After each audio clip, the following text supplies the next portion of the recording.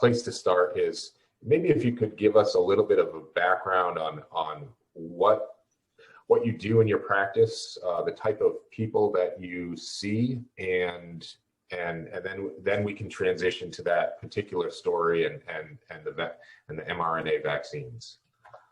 Yeah, I think my training is in the field of psychology, and so on the surface, what I do looks a lot like any other mental health practitioner. I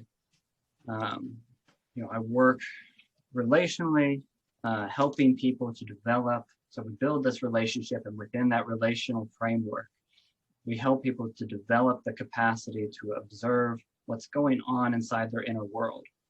And because the stronger that observer is, the more control or influence they will have over their own inner world, their sensations, their drives, their memories, their emotions, their thoughts.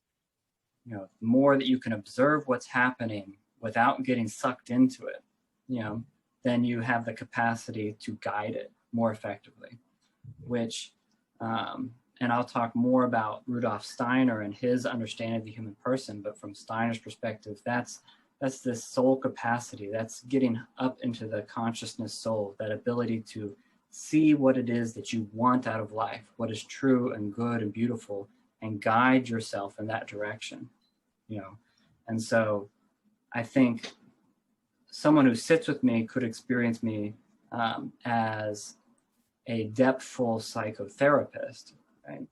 I think from my perspective, where I sit, I have a strong emphasis on building the soul, building the capacity of the soul to choose a type of life that is out of freedom, that ability to freely choose one's own life, and ideally to choose a light that is filled with light, a life that is woven with the divine. And so I'm in the process right now of shifting my work to away from the perception of being in the field of psychology and focused entirely on the soul work.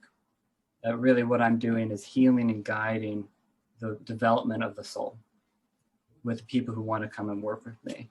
And that's been an important clarification and shift for me, that that's really the work that I do.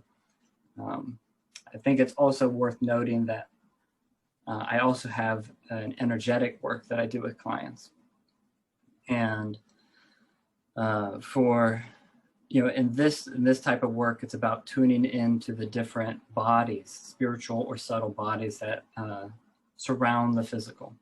So whether that's the etheric, the astral, the soul, the spirit body, and I use the terms based on Rudolf Steiner's work, but working with those energetically to support the work that we do verbally and relationally. So it ends up being a really powerful and effective, I guess you could call it healing, development enhancement.